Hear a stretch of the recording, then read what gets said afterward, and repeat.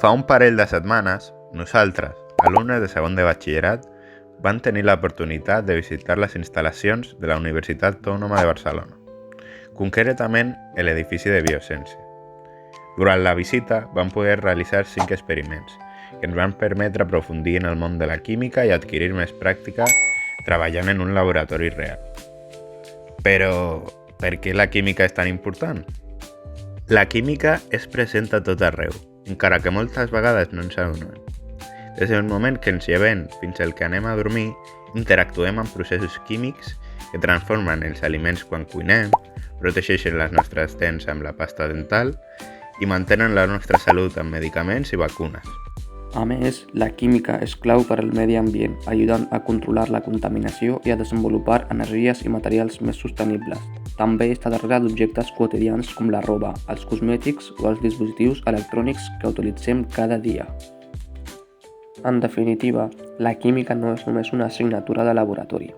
És una eina fonamental que ens permet comprendre el món que ens envolta i millorar la nostra qualitat de vida de manera segura i saludable. Però, a l'hora de treballar en un laboratori, hi ha més coses a tindre en compte. La seguretat sent una d'elles. La bata ha d'estar ben cordada per protegir la roba i la pell de possibles esquitxades. Les ulleres de seguretat són imprescindibles per protegir els ulls de substàncies químiques o de petites partícules que es puguin projectar. També és recomanable portar guants quan manipulem productes químics, per evitar el contacte directe amb la pell. Els cabells llargs s'han de portar recollits i no s'han de portar pulseres, anells o roba ampla que pugui enganxar-se amb el material. Mai no hem de menjar ni beure dins del laboratori, ni tastar cap substància. I sempre tindre en compte els pictogrames de seguretat dels productes químics que es manipulen al laboratori. Després de revisar els protocols de seguretat, comencem a les activitats. 1. Estudi de l'aigua. L'ordinador ha estat un invent revolucionari que ha transformat les ciències experimentals, especialment la química. Avui és una eina fonamental per gestionar grans bases de dades, fer càlculs i simular propietats de substàncies químiques. Gràcies a la seva capacitat de càlcul, podem estudiar l'estructura molecular de compostos com l'aigua, el compost més estès a la Terra. En aquesta pràctica, vam usar els programes Gaussian 16 i Gauss-View per simular i visualitzar l'estructura de l'aigua i alguns ions en dissolució aquosa, aprofitant les seves propietats físiques i químiques úniques. Gràcies a aquesta pràctica vam poder construir-ne el model, optimitzar la seva geometria i observar la seva forma tridimensional, cosa que ens va ajudar a visualitzar conceptes com l'angle d'enllaç, la disposició dels àtoms i la polaritat. La pràctica ens va semblar molt útil perquè ens ha mostrat una aplicació real de la química més enllà del laboratori tradicional. Treballar amb simulacions ens ha ajudat a entendre que l'ordinador és una eina fonamental en la investigació científica actual, ja que permet estudiar sistemes complexos amb gran precisió. 2. Identificació de metalls en aigües. En aquesta pràctica vam treballar la detecció de metalls contaminats a l'aigua, utilitzant reaccions de química analítica qualitativa. L'objectiu era esbrinar si una mostra d'aigua hi havia presència de níquel, coure o ferro en concentracions superiors a les permeses. Primer, vam estudiar 3 dissolucions conegudes, cadascuna amb un metall diferent, i vam observar què passava quan hi afegíem hidròxid de sodi, amoníac aquós i iodur de sodi. Vam anar anotant els canvis de color, la formació de precipitats i comportament de cada reacció en una taula, ja que cada metall reaccionava d'una manera característica per identificar quins metalls hi podien estar presents. Aquesta pràctica ens va ajudar a millorar la nostra capacitat d'observació i a treballar de forma més rigorosa al laboratori, seguint un procediment i comparant les dades per arribar a una conclusió. 3. Materials polimèrics. En aquesta pràctica vam realitzar la síntesi d'un gel polimèric a partir d'alcohol polivinílic i tetraborat de sodi, creant una substància molt similar a l'extrem comercial que tots coneixem. Vam començar preparant la dissolució d'alcohol polivinílic i afegint-hi colorant per observar millor els canvis durant la reacció. Posteriorment vam afegir la dissolució de tetraborat de sodi a poc mentre agitàvem i vam veure com la mescla anava adquirint viscositat fins a formar un gel capaç de romandre en forma de bola. Aquesta transformació ens va permetre comprendre de manera visual com els enllaços d'hidrogen entre les cadenes de polímer generen les propietats mecàniques característiques del gel.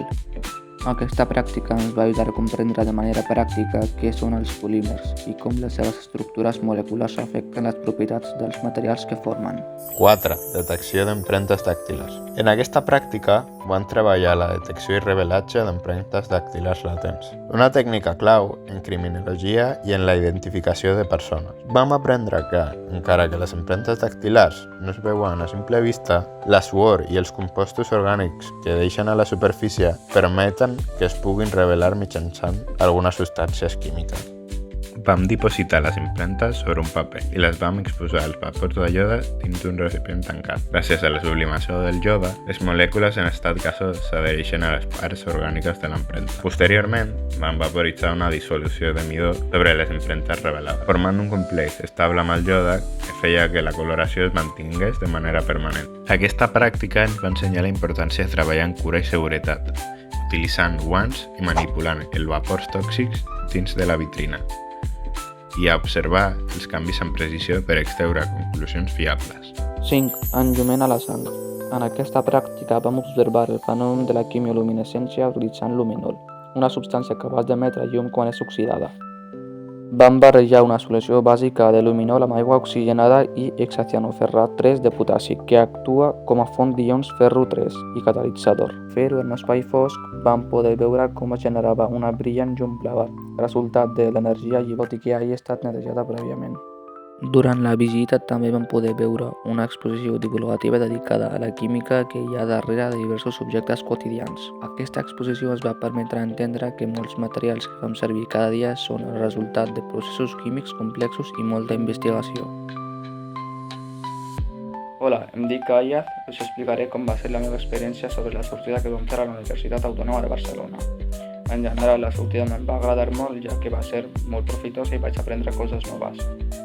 Allà vam fer diversos experiments, entre ells enllumant a la sang, detecció d'empremtes dactilars i la dels materials polimèrics.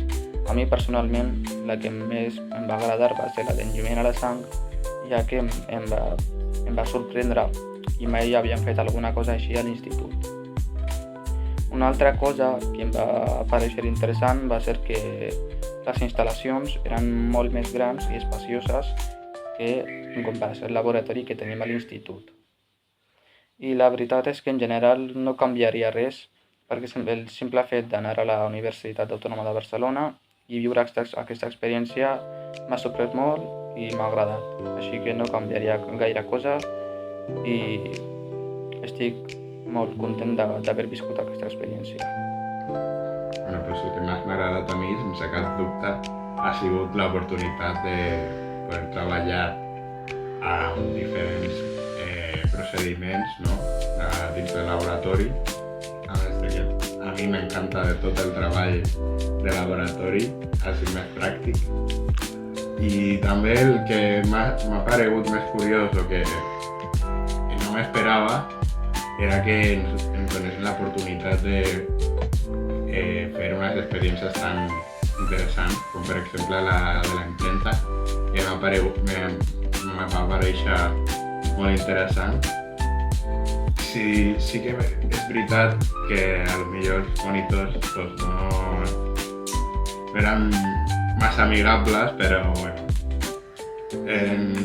de manera general ha estat una excursió i una experiència molt guai. Hola, soc la Laia i a mi el que més m'agrada de l'experiència va ser l'experiment que vam fer on havíem de detectar el metall dins d'una mostra problema. Crec que és l'experiment més complex que vam fer i ens van deixar més llibertat, ja que en els altres el monitor estava com més darrere nostra i en aquest ens van deixar més llibertat, per la qual aquesta independència dins del laboratori sempre s'agradeix perquè aprens més.